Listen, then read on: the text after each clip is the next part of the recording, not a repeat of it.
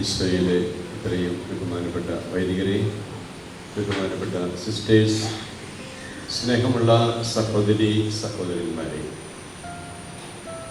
ഈ സായാഹ്നത്തിലെ പരിശുദ്ധ കുർബാനയിൽ പങ്കെടുക്കുവാനായിട്ട് നാം വന്നിരിക്കുന്നു. വിശുദ്ധ അൽഫോൻസാമ്മയുടെ കബറിടത്തിൽ പ്രാർത്ഥിക്കുവാനായി ഈ ദിവസങ്ങൾ നാം ചെലവഴിക്കുകയാണ്. ധാരാളം പേര് ഇവിടെ രാവും പകലും വന്ന് പ്രാർത്ഥിക്കുന്നുണ്ടെന്ന് നമുക്കറിയാം. നമുക്കേവർക്കും പ്രിയപ്പെട്ട ഒരിടമാണ് വിശുദ്ധ അൽഫോൻസാമ്മയുടെ കബറിടം കുടികൊള്ളുന്ന ഈ ദേവാലയം. ലോകത്തിലെ വിവിധ സ്ഥലങ്ങളിൽ വിശുദ്ധ അൽഫോൻസാമ്മയുടെ തിരുനാൾ ആഘോഷിക്കുന്നുണ്ടെന്ന് നമുക്കറിയാം. നമുക്ക് ഏറ്റവും ഇഷ്ടപ്പെട്ട ഒരു വിശുദ്ധയാണ്. ഇവിടെ സൂചിപ്പിച്ചതുപോലെ നമുക്കെല്ലാവർക്കും ഇഷ്ടപ്പെട്ട ഒരു വിശുദ്ധയാണ് അൽഫോൻസാമ്മ. 36 വർഷം ഈ ഭൂമിയിൽ ജീവിച്ചുള്ളൂ. 80-90 വർഷം ജീവിക്കുന്ന അനേകം പേരുണ്ട്. അവരെയൊന്നും നമുക്ക് അത്ര ഇഷ്ടമില്ല. ഇഷ്ടമില്ലെന്നല്ല, ഇഷ്ടമുണ്ട്. പക്ഷേ അൽഫോൻസാമ്മയെ പോലെ അവരെ ഇഷ്ടപ്പെടുന്നില്ല. എന്തായിരിക്കാം കാരണം? എത്രയോ ദൂരം നിന്ന് ആൾക്കാർ ഇവിടെ വരുന്നുണ്ട്, അൽഫോൻസാമ്മയുടെ കബറിടത്തിൽ പ്രാർത്ഥിക്കുന്നു എന്ന് നോക്കുമ്പോൾ ആൾക്കാർ ബാഗൊക്കെ ഇറക്കി വെച്ച് ഇവിടെ പ്രാർത്ഥിക്കുന്നുണ്ട്. ഞാൻ ഓർക്കുകയത് അത് അവരുടെ ഭാരങ്ങളെല്ലാം ഇവിടെ ഇറക്കി വെച്ച് പ്രാർത്ഥിച്ച് അൽഫോൻസാമ്മയുടെ മാധ്യസ്ഥം അപേക്ഷിച്ചിട്ട് പോവുകയാണ്. 36 വർഷക്കാലം മാത്രം ജീവിച്ച ഒരു അബലയായ സ്ത്രീയുടെ കബറിടത്തിൽ വന്ന് പ്രാർത്ഥിക്കാൻ എന്തായിരിക്കും കാരണം? ലോകം മുഴുവനും അനേകായിരങ്ങൾ, ലക്ഷങ്ങൾ അൽഫോൻസാമ്മയെ ഓർമ്മിക്കുന്നു, പ്രാർത്ഥിക്കുന്നു. അതിൻ്റെ കാരണം എന്തായിരിക്കാം? ഇന്ന് സമർപ്പിതരുടെ ദിവസമായിട്ടാണ് ഇവിടെ ആചരിക്കുന്നത്. എത്രയോ സമർപ്പിതരുണ്ട് ഇവിടെ. എനിക്ക് തോന്നുന്നില്ല നിങ്ങളുടെ കബറിടത്തിൽ ഇങ്ങനെ ആൾക്കാർ പ്രാർത്ഥിക്കുമെന്ന്. പ്രാർത്ഥിക്കാൻ സാധ്യതയുണ്ട്, വിശുദ്ധിയോടെ ജീവിച്ചാലും. ഞാൻ മനസ്സിലാക്കുന്നത് അൽഫോൻസാമ്മ സമർപ്പിത ദൈവവിളി സ്വീകരിച്ചതോടൊപ്പം തന്നെ സഹനത്തിൻ്റെ ദൈവവിളി സ്വീകരിച്ചു. ഞാൻ മനസ്സിലാക്കുന്നത് അങ്ങനെയാണ്. സഹനത്തിൻ്റെ വിളി സ്വീകരിച്ച വ്യക്തിയാണ്. ആ സഹനത്തിൻ്റെ വിളി പൗരോഹിത്യ ജീവിതത്തിലും സമർപ്പിത ജീവിതത്തിലും കുടുംബ ജീവിതത്തിലും ഒക്കെ നമുക്ക് ലഭിക്കുന്ന വിളിയാണത്. പക്ഷെ എത്രമാത്രം നാം വിളിക്ക് പ്രത്യുത്തരം നൽകുന്നു എന്നുള്ളത് പ്രധാനപ്പെട്ട കാര്യമാണ്. ഇന്ന് എല്ലാവരും ആഗ്രഹിക്കുന്നത് സുഖമായിട്ട് ജീവിക്കണം, ബുദ്ധിമുട്ടൊന്നും ഉണ്ടാകരുത്. ഇവിടെ പ്രാർത്ഥിക്കാൻ വരുന്നവരും ആഗ്രഹിക്കുന്നത് അത് തന്നെയാണ്. ജോലി കിട്ടണം, നല്ല ഭാര്യയെ കിട്ടണം, നല്ല ഭർത്താവിനെ കിട്ടണം, നല്ല കുടുംബജീവിതം ഉണ്ടാകണം, അതുപോലെ തന്നെ സാമ്പത്തികമായ ഉയർച്ച ഉണ്ടാകണം, കടബാധ്യതകൾ മാറിക്കിട്ടണം, രോഗങ്ങൾ മാറിക്കിട്ടണം എന്നുള്ള ഉദ്ദേശത്തോടെ വരുന്ന ധാരാളം പേരുണ്ട്. അത് തെറ്റാണെന്ന് ഞാൻ പറയില്ല. പക്ഷെ അൽഫോൻസാമ്മ അങ്ങനെ ആഗ്രഹിച്ചിരുന്നെങ്കിൽ ഇന്ന് നാം അവരോട് വരില്ലായിരുന്നു. സഹനം ദൈവം നൽകുന്ന വലിയ അവസരമാണ്, ദൈവം നൽകുന്ന ഒരു വിളിയാണ്. ആ ബോധ്യത്തോടു കൂടി ജീവിച്ചത് കൊണ്ടാണ് ഈ 36 വർഷം കൊണ്ട് ലക്ഷോപലക്ഷം ജനങ്ങളെ ഇവിടേക്ക് ആകർഷിക്കുവാൻ അൽഫോൻസാമ്മയ്ക്ക് സാധിച്ചത്. ഞാൻ ചോദിക്കട്ടെ, അൽഫോൻസാമ്മ എവിടെയാണ് ജനിച്ചതെന്ന് ചോദിച്ചാൽ നിങ്ങൾ പറയും കുടമാളൂർ എന്ന് പറയും, അല്ലേ? പക്ഷേ കുടമാളൂർ ജനിച്ചു, പക്ഷെ ഒരു കുടുംബത്തിലാണ് ജനിച്ചത്. അൽഫോൻസാമ്മ മഠത്തിലല്ല ജനിച്ചത്, അല്ലെങ്കിൽ പള്ളിയിലും അല്ല ജനിച്ചത്, കുടുംബത്തിലാണ്.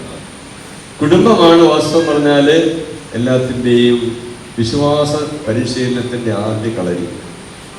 അവിടെ വിശ്വാസം സ്വീകരിച്ചത് കൊണ്ടാണ് ജീവിതത്തിലെ ഏത് പ്രതിസന്ധി ഘട്ടങ്ങളിലും ദൈവം കൂടെയുണ്ട് എന്നുള്ള ബോധ്യത്തോടു കൂടി ജീവിക്കാൻ സാധിച്ചത്. അതുകൊണ്ടാണ് ഇന്നത്തെ സുവിശേഷം നാം ശ്രദ്ധിക്കുകയുണ്ടായി. യോഹന്നാന്റെ സുവിശേഷം 14-ാം അധ്യായം 1-ാം വാക്യം നമ്മൾ എപ്പോഴും അത് മനസ്സിൽ കൊണ്ടെടുക്കുന്നത് നല്ലതാണ്, ഓർമ്മയിരിക്കുന്നത് നല്ലതാണ്. നിങ്ങളുടെ ഹൃദയം അസ്വസ്ഥമാകേണ്ട, ദൈവത്തിൽ വിശ്വസിക്കുക, എന്നിലും വിശ്വസിക്കുക. ഏക സത്യ ദൈവത്തിലുള്ള വിശ്വാസം, തൃത്വൈക ദൈവത്തിലുള്ള വിശ്വാസം, പിതാവും പുത്രനും പരിശുദ്ധാത്മാവുമായ ദൈവത്തിലുള്ള വിശ്വാസം, അതോടൊപ്പം തന്നെ ഈശോ ഏക രക്ഷകനാണ് എന്നുള്ള വിശ്വാസം. ഇതാണ് നമ്മെ അസ്വസ്ഥതകളിൽ നിന്നും ആകുലതകളിൽ നിന്നും വേദനകളിൽ നിന്നും അകറ്റി സന്തോഷവും സമാധാനവും പ്രത്യാശയും നൽകുന്നത്. അൽഫോൻസാമയ്ക്ക് ഒത്തിരിയേറെ സഹനങ്ങൾ ഏറ്റെടുക്കേണ്ടി വന്നു. ശാരീരികമായ സഹനങ്ങൾ, മാനസികമായ ക്ലേശങ്ങൾ ഇതെല്ലാം ഉണ്ടായി. പക്ഷേ ഒരിക്കലും പരാതി പറഞ്ഞില്ല. അന്ന് കൂടെ ഉണ്ടായിരുന്ന സിസ്റ്റേഴ്സ് ചോദിക്കുന്നുണ്ട്, ഇത്രയൊക്കെ സഹിക്കാനുള്ള ശക്തി എവിടെ നിന്ന് കിട്ടി? അൽഫോൻസ പറഞ്ഞ കാര്യമാണ്, കുരിശിലൂടെ അല്ലാതെ നിത്യജീവിതത്തിൽ ചേരുവാൻ സാധിക്കുകയില്ല. കുരിശിലാണ് രക്ഷ, നമുക്കെല്ലാവർക്കും അറിയാതെ. പൗലോസ് ചോദിക്കുന്നുണ്ട്, ഈശോയുടെ ആ സ്നേഹത്തിൽ നിന്ന് ആരെന്നെ വേർപെടുത്തും? കഷ്ടപ്പാടോ വേദനകളോ സഹനങ്ങളോ ഒന്നുമല്ല. അതൊന്നും ഈശോയുമായുള്ള സ്നേഹത്തിൽ നിന്ന് വേർപെടുത്തുകയില്ല. ഈശോയുമായിട്ടുള്ള അഭേദ്യമായ ബന്ധം, അതാണ് സമർപ്പിതരുടെ ഏറ്റവും വലിയ ശക്തി എന്ന് പറയുന്നത്. സമർപ്പിതരുടെ ശക്തി ഈശോയുമായിട്ടുള്ള ബന്ധമാണ്. ഈശോയുടെ പിന്നാലെ ഇറങ്ങി പുറപ്പെടും. അതാണ് എനിക്ക് ഈ സമയത്ത് ഓർക്കുന്നൊരു കാര്യം. ഒരു വീട്ടിലെ 3 മക്കളുണ്ടായിരുന്നു. ആ 3 മക്കളിലെ ആ അപ്പൻ ആ മക്കളെ കുറിച്ചൊക്കെ പറയുകയാണ്. എന്നിട്ട് ഒരു കുട്ടിയുടെ കാര്യം, മറ്റേ കുട്ടികൾ 2 പേരും വിവാഹം കഴിച്ച് പോയി എന്ന് പറഞ്ഞു. ഒരു കുട്ടിയുടെ കാര്യം പറയുകയാണ്, അവള് ഒരാശാരിച്ചെറുക്കിൻ്റെ പിറകെ ഇറങ്ങിപ്പോയി എന്ന് പറഞ്ഞു. അയ്യോ, കഷ്ടമായല്ലോ എന്ന് കേട്ടയാൾ പറഞ്ഞപ്പോൾ പറയാം, വെറും ആശാരിച്ചെറുക്കല്ല, ഈശോയുടെ പിറകെയാണ് പോയത്. ഒരു നല്ല സിസ്റ്ററായിട്ട് ജീവിക്കുന്ന വ്യക്തിയാണ്. അപ്പോൾ ഈശോയുടെ പിന്നാലെ പുറപ്പെട്ടവർക്ക് ഒന്നിനും കുറവുണ്ടാവുകയില്ല. നമ്മൾ പലപ്പോഴും പൗരോഹിത്യത്തെക്കുറിച്ചും സമൂഹ ജീവിതത്തെക്കുറിച്ചും ഒക്കെ ഒത്തിരി അപഖ്യാതികൾ കേൾക്കാറുണ്ട്. ചെറിയ പുഴുക്കുത്തുകളൊക്കെ വല്ലതും ഉണ്ടായെന്ന് വരാം. പക്ഷേ സമർപ്പിത ജീവിതത്തിലൂടെ സഭ കൊടുക്കുന്ന വലിയ സാക്ഷ്യം, പൗരോഹിത്യ ശുശ്രൂഷയിലൂടെ സഭ കൊടുക്കുന്ന സാക്ഷ്യം, ഇത് വേറെ ആർക്കും കൊടുക്കാൻ സാധിക്കുകയില്ല. അൽഫോൻസാമ സമർപ്പിത ജീവിതത്തിലൂടെയാണ് വിശുദ്ധിയിലേക്ക് കടന്നു വന്നത്. സമർപ്പിത ജീവിതം നിത്യജീവിതത്തിൻ്റെ മുന്നാസ്വാദനമാണ്. അങ്ങനെയെങ്കിൽ സമർപ്പിത ജീവിതത്തിലൂടെ വിശുദ്ധിയിലേക്ക് എത്തിച്ചേരാൻ നമുക്ക് സാധിക്കും. ഇവിടെ ഇരിക്കുന്ന സമർപ്പിതര്, നിങ്ങൾ വിശുദ്ധിയിലേക്ക് എത്തിച്ചേരുമ്പോഴാണ് നിങ്ങളുടെ ലക്ഷ്യം സാധിക്കുന്നത്. ഈശോ പറഞ്ഞില്ലേ, ഞാൻ വഴിയും സത്യവും ജീവനുമാണ്, എന്നിലൂടെ അല്ലാതെ ആരും പിതാവിൻ്റെ അടുക്കിലേക്ക് പോകുന്നില്ല. പിതാവിൻ്റെ അടുക്കിലേക്ക് എത്തിച്ചേരുക എന്നുള്ള നമ്മുടെ ഓരോരുത്തരുടെയും ലക്ഷ്യം. വിശുദ്ധ അൽഫോൻസാമയുടെ ലക്ഷ്യം അതായിരുന്നു. ഈ ലോകത്തിലെ നിസ്സാരങ്ങളായ സഹനങ്ങളും ക്ലേശങ്ങളും നിത്യജീവിതം കെട്ടി നോക്കുമ്പോൾ നിസ്സാരങ്ങളാണ്. നമ്മുടെ കുടുംബത്തിലും നമ്മുടെ സമൂഹ ജീവിതത്തിലും നമ്മുടെ വ്യക്തിപരമായ ജീവിതത്തിലൊക്കെ ഒത്തിരിയേറെ സഹനങ്ങളിലൂടെ ക്ലേശങ്ങളിലൂടെ നാം കടന്നു പോകുന്നുണ്ട്. അപ്പോഴൊക്കെ പരാതി പറയുകയോ മറ്റുള്ളവരെ കുറ്റപ്പെടുത്തുകയോ ദൈവത്തെ വെറുക്കുകയോ ചെയ്ത് ജീവിച്ചിട്ട് കാര്യമില്ല. ദൈവം നൽകുന്ന അവസരങ്ങൾ, കുരിശുകളെ ഏറ്റെടുത്ത് കർത്താവിൻ്റെ പിന്നാലെ പോകുന്നവർക്ക് നിത്യസമ്മാനം ലഭിക്കും, സംശയമൊന്നുമില്ല. ഈശോ പറഞ്ഞൊരു കാര്യമുണ്ട്, എന്നെ അനുഗമിക്കാൻ ആഗ്രഹിക്കുന്നവൻ സ്വന്തം കുരിശുമെടുത്ത് എൻ്റെ പിന്നാലെ വരട്ടെ. ഇന്നും അത് അന്വേഷിക്കണം. നമ്മുടെ കുരിശെടുക്കാതെ വെറും കൈയോടെ പോയിട്ട് കാര്യമില്ല. വെറും കൈയോടെ വരാൻ കർത്താവ് പറഞ്ഞിട്ടുമില്ല. കുടുംബ ജീവിതത്തിൽ കുരിശുകൾ ധാരാളം ഉണ്ടാകാം, സമർപ്പണ ജീവിതത്തിൽ കുരിശുകൾ ഉണ്ടാകാം, പൗരോഹിത്യ ജീവിതത്തിൽ ഉണ്ടാകും. ഈ കുരിശുകൾ എടുത്തുകൊണ്ട് കർത്താവിൻ്റെ പിന്നാലെ പോയാൽ മാത്രമേ മഹത്വത്തിലേക്ക് ഉയർത്തപ്പെടുകയുള്ളൂ. അൽഫോൻസായ്ക്ക് അറിയായിരുന്നു.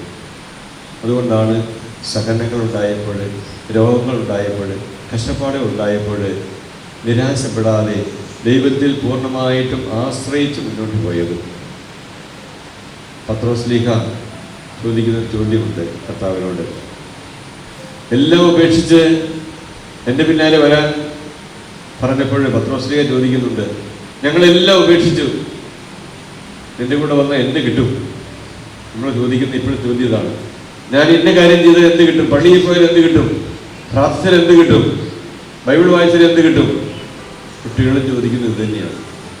കർത്താവ് എന്നെ പറയുന്നേ, നിങ്ങള് സമർപ്പിതരെ എന്ത് ഉപേക്ഷിച്ചുവോ അത് 100 ഇരട്ടിയായിട്ട് കിട്ടും. എനിക്ക് സമർപ്പർക്ക് അറിയാതെ മാതാക്കന്മാരെയും കുടുംബാംഗങ്ങളെയും കുടുംബ സാഹചര്യങ്ങളും ഉപേക്ഷിച്ച് വന്നപ്പോൾ ധാരാളം പേര് മാതാക്കന്മാരെ പോലെ നിങ്ങളെ സ്നേഹിക്കുന്നുണ്ട്, സഹോദരങ്ങളെ പോലെ സ്നേഹിക്കുന്നുണ്ട്, മക്കളെ പോലെ സ്നേഹിക്കുന്നുണ്ട്. കർത്താവ് പറഞ്ഞത് ശരിയാണ്. രണ്ടാമൊരു കാര്യം പറഞ്ഞിട്ടുണ്ട്, പീഡനങ്ങള്, സഹനങ്ങള്, ക്ലേശങ്ങളൊക്കെ ഉണ്ടാവും. ധാരാളം കിട്ടുന്നുണ്ട്, ഇത് ലഭിക്കുന്നുണ്ട്. വീണ്ടും കർത്താവ് പറയുന്നുണ്ട്, അവസാനം നിത്യ ജീവിതം നിങ്ങൾക്ക് ലഭിക്കും. ആ പ്രത്യാശയോടെ പോകുന്നവരാണ് സമർപ്പിതർ. കുടുംബജീവൻ നയിക്കുന്നവർ അങ്ങനെ തന്നെയാണ്, പ്രത്യാശയോടെ മുന്നോട്ട് പോകുന്നവരാണ്. നമ്മുടെ കുടുംബങ്ങളാണ് വിശ്വാസത്തിൻ്റെ കളരി. ആ കുടുംബത്തിലെ വിശ്വാസം പകർന്നു കൊടുക്കുവാനുള്ള ഉത്തരവാദിത്വം മാതാക്കന്മാർക്കുണ്ട്. ഞാൻ സൂചിപ്പിച്ചതുപോലെ ഒരു സമർപ്പിത കുടുംബത്തിൽ വളർന്ന് കുടുംബത്തിൽ കിട്ടിയ മൂല്യങ്ങൾ, അതാണ് തൻ്റെ ജീവിതത്തിലെ ഏറ്റവും വലിയ നിധിയായിട്ട്, സമ്പത്തായിട്ട് കരുതുന്നത്. നല്ല പരിശീലനം കുടുംബത്തിൽ കൊടുക്കുവാൻ മാതാക്കന്മാർക്ക് ഉത്തരവാദിത്വമുണ്ട്. ഇന്ന് സമർപ്പിത ജീവിതത്തിലേക്ക് കടന്നു വരുന്ന ഒരാൾക്ക് ബുദ്ധിമുട്ടാണ്. മാതാക്കന്മാർ പറയുന്നു, പഠിച്ച് വലിയ എഞ്ചിനീയറാകണം, പൈലറ്റാകണം, ഡോക്ടറാകണം, സയൻറ്റിസ്റ്റാകണം എന്നൊക്കെ പറയാറുണ്ട്. പക്ഷേ ആരെങ്കിലും പറയുന്നു, നീ പഠിച്ച് നല്ല അച്ഛനാകണം, നീ പഠിച്ച് സിസ്റ്ററാകണം എന്ന് പറയാൻ പലർക്കും മടിയാണ്. കാരണം താൽക്കാലികമായ നേട്ടത്തിന് വേണ്ടിയാണ് പലപ്പോഴും അതിൻ്റെ പിന്നാലെ നമ്മൾ പോകുന്നത്. പക്ഷെ ദൃശ്യങ്ങൾ നശ്വരങ്ങളും അദൃശ്യങ്ങൾ അനശ്വരങ്ങളുമാണെന്നുള്ള പൗലോസ്ലീഹായുടെ വാക്കുകൾ നമ്മൾ ശ്രദ്ധിക്കണം. ദൃശ്യങ്ങൾ ഇപ്പോൾ നശിച്ചു പോകുക, അനശ്വരങ്ങൾ അത് അദൃശ്യങ്ങളായിട്ടുള്ളത് അനശ്വരമാണ്. വിശ്വാസത്തോടെ ജീവിക്കുവാൻ കുട്ടികളെ പഠിപ്പിക്കണം. ദൈവവചനം വായിക്കുവാൻ കുട്ടികളെ പ്രോത്സാഹിപ്പിക്കണം. നമ്മുടെ കുടുംബങ്ങളിൽ പ്രാർത്ഥനയുടെ അന്തരീക്ഷം ഉണ്ടാകണം, സ്നേഹത്തിൻ്റെ അന്തരീക്ഷം ഉണ്ടാകണം. എങ്കിൽ മാത്രമേ വിശുദ്ധിയോടെ ജീവിക്കുന്ന വ്യക്തികൾ കുടുംബത്തിൽ നിന്നുണ്ടാവുകയുള്ളൂ. അൽഫോൻസാമ്മയുടെ അടുത്ത് വരുമ്പോൾ അൽഫോൻസാമ്മയുടെ മാതൃക അപേക്ഷിച്ചാൽ മാത്രം പോരാ, അൽഫോൻസാമ്മയുടെ മാതൃകയിൽ പിൻചെല്ലുവാൻ നാം തയ്യാറാകണം. ഞാൻ സൂചിപ്പിച്ചല്ലോ, സഹനത്തിൻ്റെ ദൈവവിളി സ്വീകരിച്ച വ്യക്തിയാണ്. ആ ദൈവവിളി സ്വീകരിക്കുവാനായിട്ട് ദൈവം നമ്മെ വിളിക്കുമ്പോൾ, കുരിശുകൾ നൽകുമ്പോൾ അതിനെ നമ്മൾ എങ്ങനെ സ്വീകരിക്കുന്നു, എങ്ങനെ അതിനോട് പ്രതികരിക്കുന്നു എന്നത് പ്രധാനപ്പെട്ട കാര്യമാണ്.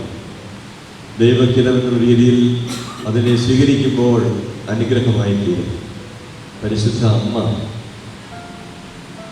കർത്താവിൻ്റെ ഹിതം, ഇതാ കർത്താവിൻ്റെ ദാസ്യത്തിൻ്റെ ഹിതം പോലെ എന്നിൽ സംഭവിക്കട്ടെ എന്ന് പറഞ്ഞപ്പോഴാണ് പരിശുദ്ധ അമ്മ ഈശോയുടെ അമ്മയായിത്തീരുന്നത്, ദൈവത്തിൻ്റെ മാതാവായിത്തീരുന്നത്. അതുപോലെ ഇന്നും നമ്മോട് ചോദിക്കുന്നുണ്ട്, നീ ദൈവഹിതം നിറവേറ്റുവാൻ തയ്യാറാണ്? ഓരോ സമർപ്പിതയോടും ചോദിക്കുന്നുണ്ട്, ഓരോ പുരോഹിതനോടും ചോദിക്കുന്നുണ്ട്, ഓരോ കുടുംബജീവിതം നയിക്കുന്ന വ്യക്തിയോടും ചോദിക്കുന്നുണ്ട്, നീ ദൈവഹിതം നിറവേറ്റുവാൻ തയ്യാറാണോ? നിന്റെ കുരിശ് വഹിച്ച് എന്റെ പിന്നാലെ വരാൻ തയ്യാറാണോ? ഈ ചോദ്യത്തിന് നമ്മൾ എന്ത് ഉത്തരം പറയും? നമ്മുടെ കുട്ടികളെ അതിന് തയ്യാറാക്കുവാൻ നമുക്ക് സാധിക്കുമോ? അൽഫോൻസാമ്മ നമ്മളോട് ചോദിക്കുന്നത് തന്നെയാണ്. എൻ്റെ മാതൃക പിൻചെല്ലാൻ നിങ്ങൾക്ക് സാധിക്കുമോ? എൻ്റെ മാധ്യസ്ഥം ശരിയാണ്, ഞാൻ നിങ്ങൾക്ക് വേണ്ടി മാധ്യസ്ഥം വെച്ച് പ്രാർത്ഥിക്കാം, പക്ഷേ എൻ്റെ മാതൃക പിൻചെല്ലാൻ നിങ്ങൾക്ക് തയ്യാറാണ്. അതുകൂടെ നമ്മൾ ശ്രദ്ധിക്കണം. അങ്ങനെ അൽഫോൻസാമ്മയുടെ മാതൃക പിൻചെന്നുകൊണ്ട് സഹനത്തിൻ്റെ ആ വിളി സ്വീകരിക്കുവാൻ തയ്യാറാണെങ്കിൽ അനുഗ്രഹത്തിൻ്റെ മഹത്വത്തിൻ്റെ ആ സ്ഥലത്തേക്ക് എത്തിച്ചേരുവാൻ നമുക്ക് സാധിക്കും. നിങ്ങളുടെ ഹൃദയം അസ്വസ്ഥമാകേണ്ട, ദൈവത്തിൽ വിശ്വസിക്കുവാൻ, എന്നിലും വിശ്വസിക്കുവാൻ. ഈ വചനം നമുക്ക് എന്നും പ്രചോദനമാകട്ടെ. നമ്മുടെ ജീവിതത്തിൽ നിരാശയോടെ ജീവിക്കുവാനല്ല, പ്രത്യാശയോടെ മുന്നോട്ട് പോകുവാനാണ് ദൈവം ആഗ്രഹിക്കുന്നത്. പ്രത്യാശയുടെ തീർത്ഥാടകരായിട്ട് മുന്നോട്ട് പോകാം. നിങ്ങൾ ജീവിക്കുന്ന ഏത് ലോകത്താണെങ്കിലും, ഏത് രാജ്യത്താണെങ്കിലും, എവിടെയാണെങ്കിലും അവിടെയെല്ലാം ദൈവത്തിൻ്റെ സംരക്ഷണം ദൈവത്തിൻ്റെ പരിപാലനം അനുഭവിക്കുവാൻ സാധിക്കും എന്നുള്ള ബോധത്തോടെ മുന്നോട്ട് പോകാൻ സാധിക്കട്ടെ. വിശുദ്ധ അൽഫോൻസാമ്മ നമുക്ക് മാതൃകയാകട്ടെ. നമുക്ക് മാധ്യസ്ഥം വഹിച്ച് നമ്മെ ദൈവത്തിൻ്റെ അടുക്കിലേക്ക് അനയിക്കുവാനിടയായി തീരട്ടെ പ്രാർത്ഥിക്കാം. ഈ കുർബാനയിൽ വളരെ പ്രത്യേകിച്ച് സമർപ്പിതരെ സംബന്ധിച്ച് പ്രാർത്ഥിക്കാം. സമർപ്പിതരുടെ ജീവിതം ഏറെ അനുഗ്രഹപ്രദമായി തീരുവാനായിട്ട്, സന്തോഷത്തോടുകൂടി പ്രത്യാശയോടുകൂടി സമർപ്പിച്ച് നയിക്കുവാനായിട്ട് ഈ സമർപ്പണക്ക് ദൈവാനുഗ്രഹം നൽകണമേ എന്ന് നമുക്ക് പ്രാർത്ഥിക്കാം. അങ്ങനെ നമ്മുടെ ജീവിതത്തിലെ ദൈവത്തെ മഹത്വപ്പെടുത്തി നിത്യസമ്മാനത്തിന് അർഹതാകത്തേക്ക് ജീവിക്കുവാനുള്ള അനുഗ്രഹത്തിനായിട്ട് കുർബാനയിൽ പ്രാർത്ഥിക്കാം. ദൈവം നമ്മെ അനുഗ്രഹിക്കട്ടെ. പിതാവിൻ്റെയും പുത്രൻ്റെയും പരിശുദ്ധാത്മാവിൻ്റെയും നാമത്തിൽ.